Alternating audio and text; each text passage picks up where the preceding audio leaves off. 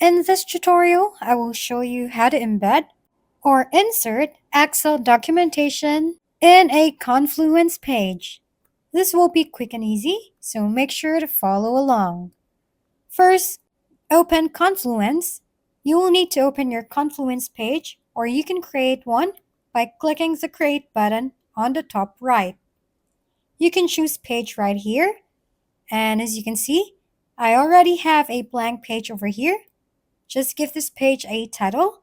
In my case, let me name this as sample page. And right under it, you need to type /element spreadsheet. As you can see, I already have this element, but if you don't have this element, just go to Atlas Asian Marketplace. You can use this link and search for element spreadsheet and click this one. Hit try it for free. You can use this one for free for 30 days. And then after that, it will be automatically added on your elements.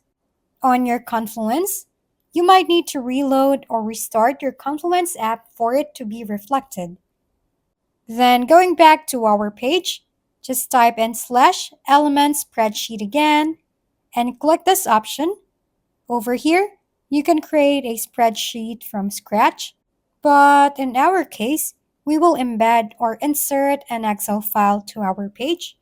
So down here, click on the upload file over here, then select your file, the file you want to insert, and click open.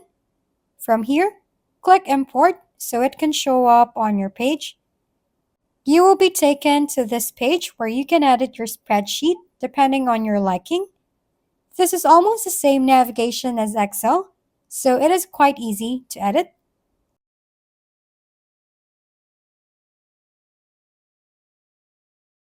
After editing and giving your spreadsheet a name, hit check on the top right corner, and now your sheet is now saved. Click X on the top to go back to your Confluence page, and then from here, you can still edit its style.